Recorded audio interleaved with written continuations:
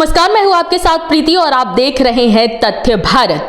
आज गर्दनीबाग धरना स्थल पर शिक्षक अभ्यर्थियों ने सत्याग्रह आंदोलन का आयोजन किया। आपको बता दें कि यह आयोजन 3 दिवसीय है, जिसमें बीपीएससी और शिक्षा विभाग के अधिकारियों के मनमानी जो रवैये हैं, जो मनमानी नियम है, उसके विरुद्ध जो भी अयोग्य शिक्षकों को बहाल किया गया है, उन्हें बाहर कर योग्य शिक्षकों के लिए मेरिट लिस्ट जारी करने की मांग को लेकर इस आंदोलन का आगाज किया गया है। वहीं इस आंदोलन को लेकर हमारे तथ्य भारत के रिपोर्टर कुंदन ने वहां यानी कि ग्राउंड जीरो से रिपोर्ट किया है।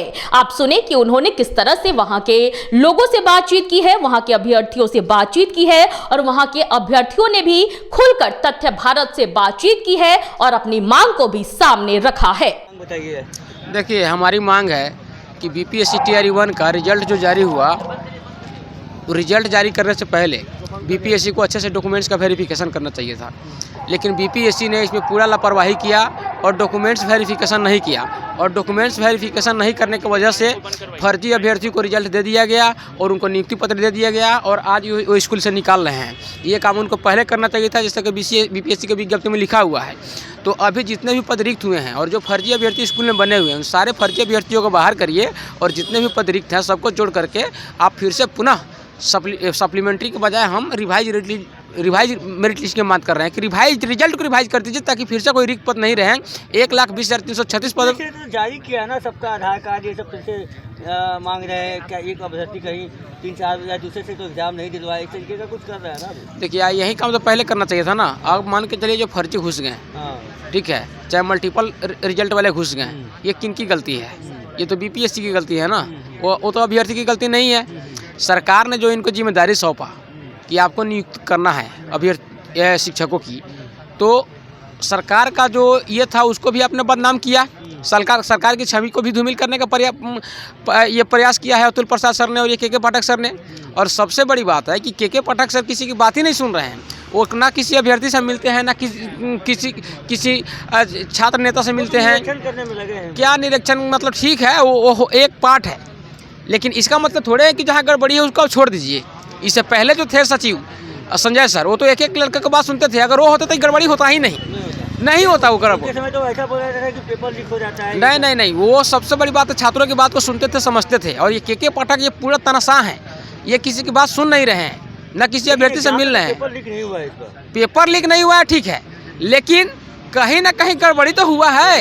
एग्जाम आपने फ्रेश लिया, लेकिन बहाली तो अपना फ्रेश नहीं किया।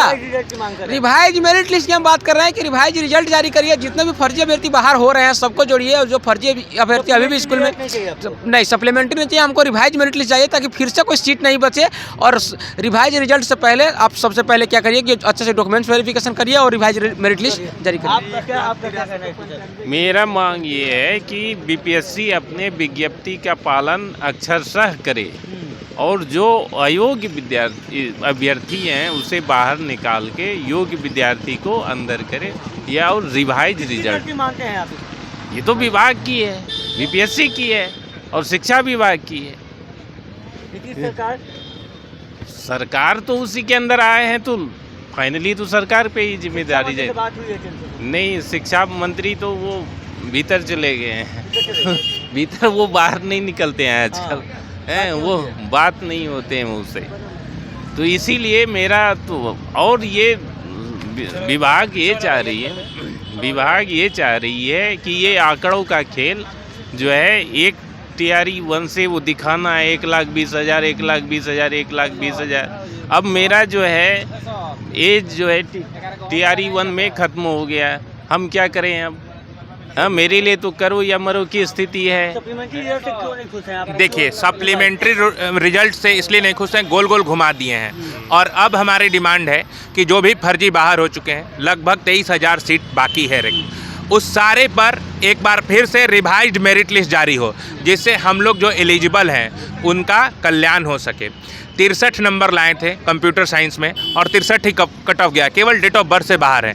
तो जो बच्चे फर्जी थे आज के डेट में बाहर हो चुके हैं, वो किसके कारण हुआ? वो केवल और केवल शिक्षा विभाग और अतुल प्रसाद जी की गलतियों के कारण हुआ। और उनके गलतियों की सज़ा हम लोग क्यों भुगते हैं? बस यही सवाल है।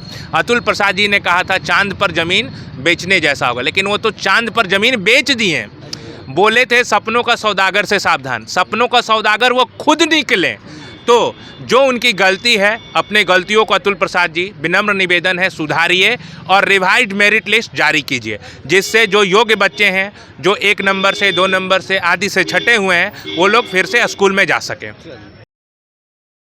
तो आपने सुना कि जिस तरह से जो अयोग्य शिक्षक बहाल किए गए हैं, उन्हें बाहर का रास्ता दिखाकर योग्य शिक्षकों के लिए मेरिट लिस्ट जारी करने की मांग को लेकर इस आंदोलन का आयोजन किया गया है, जिसका रिपोर्ट हमारे तथ्य भारत के रिपोर्टर कुंदन ने हमें दिया है। और आपने साफ तौर पर इन अभ्यर्थियों के मुंह से खुद ही सुना है कि किस तरह से वो ये भी आरोप लगा रहे हैं कि जो बीपीएससी है और साथ ही साथ शिक्षा विभाग के जो पदाधिकारी हैं, वो मनमानी रवैया अपनाते हैं। इस वक्त की खबर में फिलहाल इतना ही। मुझे दीजिए इजाजत, लेकिन देखते रहे तथ्य भारत। नमस्कार।